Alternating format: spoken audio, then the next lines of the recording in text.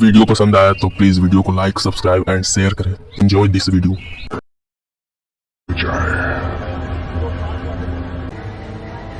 इधर डैनी रणविजय को भूलना नहीं चाहता था और उधर सूरत सिटी हॉस्पिटल में रणविजय सब कुछ भूलने के बाद भी डैनी को नहीं भुला पा रहा था। डैनी के सपने अभी भी उसे परेशान कर रहे थे। Mister Ranvijay, I am missing you. तुम मेरे महल से बगैर मुझे बताए भाग निकले। मेरे कुछ साथी तुम्हें बहुत मिस कर रहे हैं।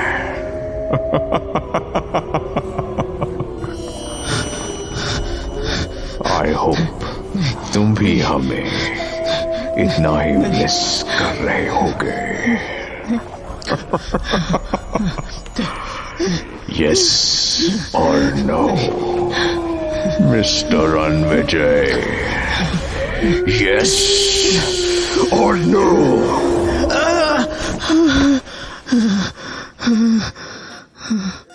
कोई बुरा सपना देखा है शायद तुमने। हाँ, ये बुरे सपने मेरा पीछा नहीं छोड़ रहे हैं। मैं बता नहीं सकता मुझे क्या क्या दिखाई देता है सपनों में। एक डरावना सा महल, घना अंधेरा, अंधेरे के बीच टिमटिमाती रोशनियां और उन रोशनियों के बीच डरावने साए, खूंखार भेड़िए, इंसान का खून पीने वाले राक्षस। हिम्मत रखो रणविजय, हादसों के बाद अक्सर बुरे सपने आते हैं। It's natural. I am sorry doctor. It's okay. अच्छा तुम ये बताओ, सपनों में तुम्हें और क्या क्या दिखाई देता है? आई मीन इन बुरी चीज़ों के अलावा कोई तुम्हारी अच्छी यादें? सौम्या दिखाई देती है? मुझे याद नहीं आ रहा, पता नहीं, मैं तो उसका चेहरा भी नहीं याद कर पा रहा हूँ। कोई हल्की सी इमेज तो बनती होगी तुम्हारे दिमाग में। आज से एक काम करो, तुम आंखें बंद करके सौम्या और हर उस बात जिससे तुम्हें अच्छी फीलिंग्स आती हों उसे इमेजिन करने की कोशिश करो। I think it will definitely help you. Okay doctor.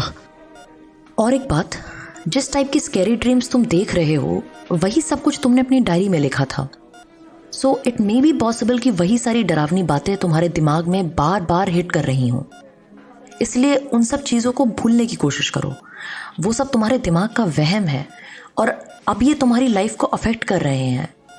इसलिए केवल दवाओं से कुछ नहीं होगा। जब तक तुम उन बातों को नहीं छोड़ोगे तब तक तुम ठीक नहीं हो सकते। सो avoid these scary thoughts.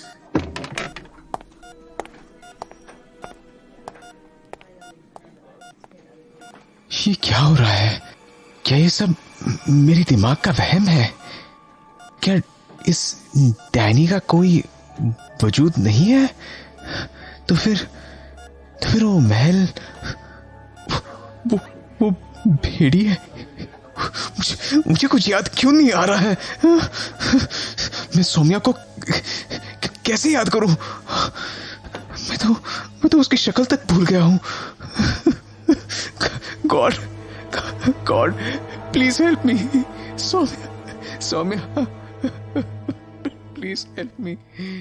Saumya.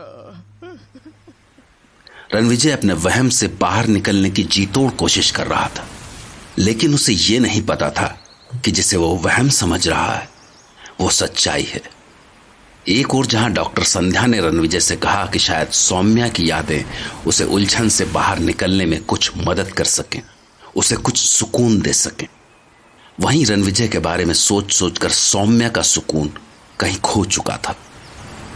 फिलहाल सौम्या जेनिफर के साथ उसके गांव पहुंच गई थी और वो समंदर के किनारे बैठकर सुकून ढूंढने की कोशिश कर रही थी। दरअसल जेनिफर की मां उसकी शादी अपने ही गांव में कराना चाहती थी और इसी वजह से सौम्या भी उसके पास गांव में चली आई। सौम्या, मुझे है ना ये जगह बहुत पसंद आती है। बॉम्बे में भीड़ है लेकिन यहाँ कितना सुकून है। एंड थैंक्स जो तू मेरे साथ मेरे गांव चली आई। बल्कि थैंक्स तो तुझे बोलना चाहिए जो मैं तुझे यहाँ ले आई। सौम्या, सौम्या। हाँ, कुछ कहा तुमने? ध्यान किधर है तेरा? मैं कब से तुझसे बात कर रही हूँ और तू पता नहीं कहाँ खोई हुई है। एक्चुअली मैं समंदर की लहरों में खो गई थी, इसलिए मैंने ध्यान नहीं दिया। तू कुछ भी कर ले, मुझसे झूठ नहीं बोल पाएगी। रणविजय के बारे में सोच रही है ना? चिंता मत कर, वो किसी काम में उलझ गया होगा। लेकिन ऐसा होता तो वो लेटर भेज सकता था ना, वो लेटर भेज देता। Somethings wrong. सौम्या, हो सकता है उसने लेटर लिखा हो बट किसी वजह से वो पहुंच नहीं पाया हो। एक वीक और देख लेते हैं, तब तक उसका दूसरा लेटर आ जाएगा। पता नहीं क्यों आज मुझे लग रहा है कि जैसे रणविजय मुझे बुला रहा है। आज तक मुझे ऐसी फीलिंग कभी नहीं आई, कहीं वो किसी मुसीबत में नहीं हो। सौम्या, थोड़ा भरोसा रख। पता है मम्मी कहती हैं जब कोई रास्ता ना दिखे तो भी गॉड पर भरोसा रखो। वो सबकी हेल्प करता है। That's true. Thank you. वैसे this place is gorgeous. यहाँ वाकई में सुकून है। This is peace. सुकून तो है बट यहाँ के लोग बड़े अजीब हैं। इतने अजीब और सुपरस्टिशियस, हर चीज में अंधविश्वास ढूंढ लेते हैं। अच्छा, सुपरस्टिशियस इज इन?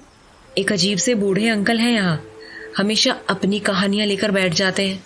कब्रों की, समंदर की, डेविल की, ना जाने कैसे कैसे किस्से कहाँ कहाँ से लेकर आते हैं। तू सुनेगी ना तो पक्का डर जाएगी। You know what? It's actually true. कुछ लोगों की आदत होती है लड़कियों को डराने की। They actually think it's funny. हो सकता है। एक काम करते हैं, इस बार हम उन अंकल को डराएंगे और ऐसा डराएंगे कि वो आगे से किसी को ऐसी कहानी ना सुनाए।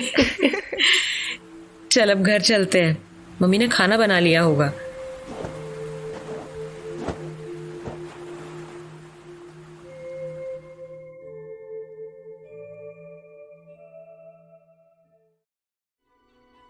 जेनिफर की शादी में बस 1 महीना बचा था।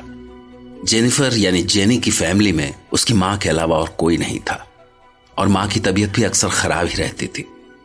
इसलिए सौम्या उसके साथ उसके गांव आ गई थी। शहर की भागदौड़ से दूर गांव का शांत माहौल सौम्या को पसंद आ रहा था।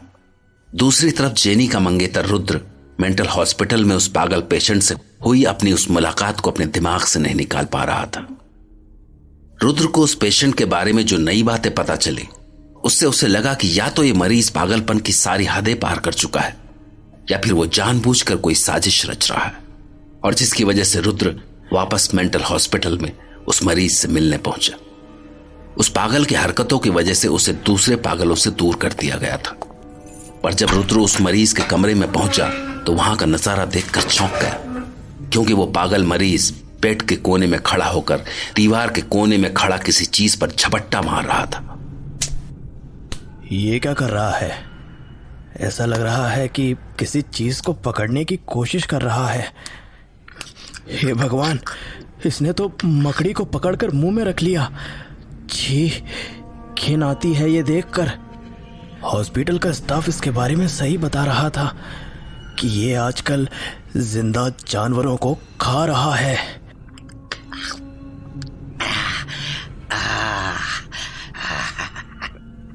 तो फिर से आ गए तुम? हाँ, मुझे लगा ही कि एक बार फिर तुमसे मिलना चाहिए। पिछली बार तो तुम राक्षस बने हुए थे, पर इस बार राक्षस तो हम सभी हैं। बस कोई इस बात को मान लेता है और कोई मानना नहीं चाहता। हम सब राक्षस हैं, हम सब राक्षस हैं, हम सब राक्षस हैं, राक्षस हैं। चलो मान ली तुम्हारी बात। मैं तो तुमसे ये जानने आया हूं कि तुम जिस मालिक के बारे में बता रहे थे वो मालिक कौन है? हैं? ये मैं नहीं बताऊंगा। मालिक ने बताने से मना किया है। और मालिक ने क्या करने से मना किया है?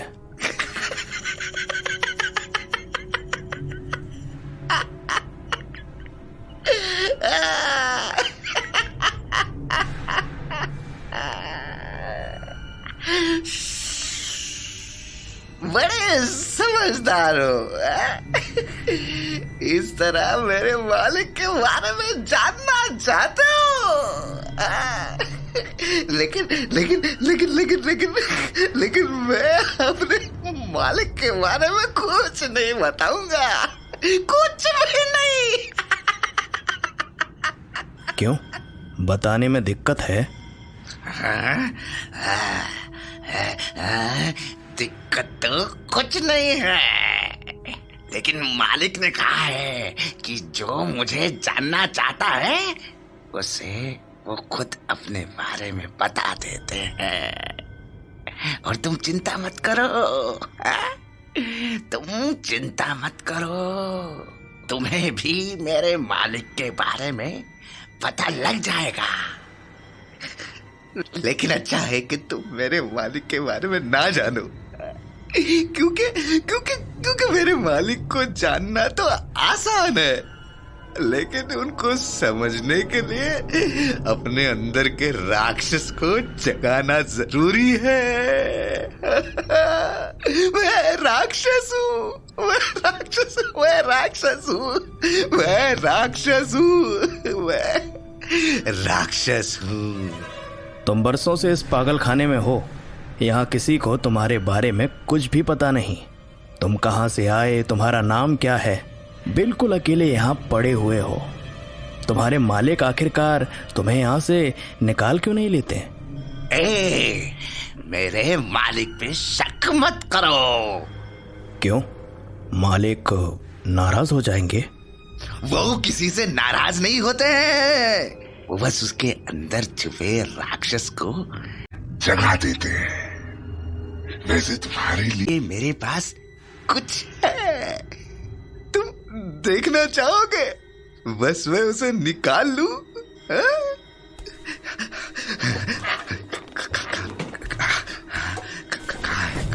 कहाँ रखा मैंने?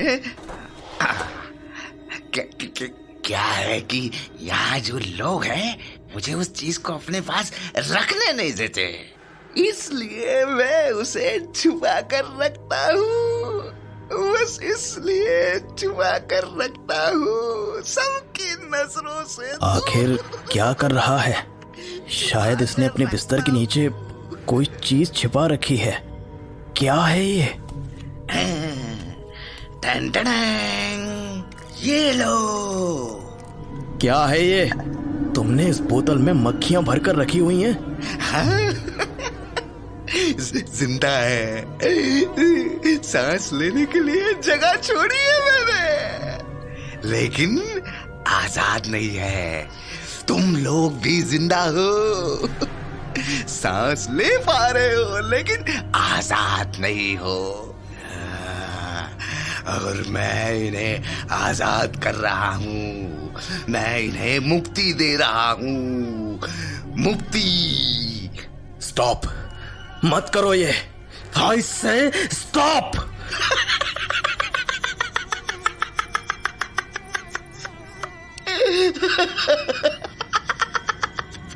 जाओ जाओ, मैं तुम्हें आजाद करता हूँ। जाओ। Stop it. ऐसा पागल मैंने आज तक नहीं देखा। बोतल में मक्खियां बंद कर रखी थी। क्या सोच रहा है ये? और ये मालिक कौन है? मुझे इसके पास वापस आना पड़ेगा। ऐसा लग रहा है कि ये जो दिख रहा है उससे कहीं ज्यादा इसने छिपा रखा है। रुद्र एक रिसर्चर था, इसलिए उसे ये केस काफी अट्रैक्ट कर रहा